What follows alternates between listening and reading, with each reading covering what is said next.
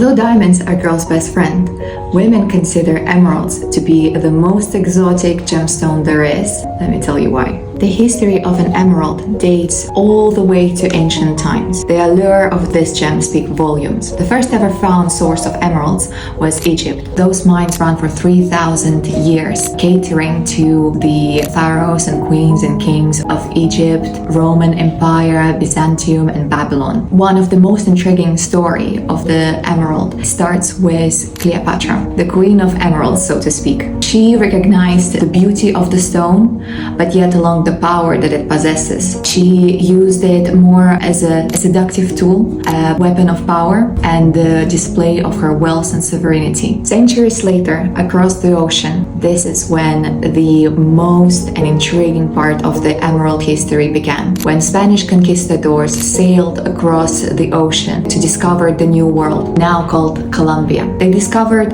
of course, the gold, but apart from that, they found a green verdant gem. Something so rich and so saturated in color that they couldn't believe that this could be an emerald. With this discovery, they realized that they are sitting on a treasure. It took decades of relentless battles rummaging through the jungles of the Colombia and especially the Musa region in order to conquer and discover the hidden mines of the Colombia, colored by trace elements of chromium, vanadium, and sometimes iron. These are the elements responsible for the luscious green color. The most interesting part about emeralds is that they possess jardin inside of them, which means garden from French. Of course, when we look inside one, it takes us on an interesting path, a journey of how one emerald was formed. Actually, the occurrence of one type of the inclusion can define the value and the rarity of the emerald. Nowadays, of course, some of the emeralds are subjected to oil. This is the treatment that is recognized in the industry to make the one stone to appear clearer and enhance their durability. Of course, the ones that have no oil would be far more rare and valuable. Less than 1% of all emeralds in the world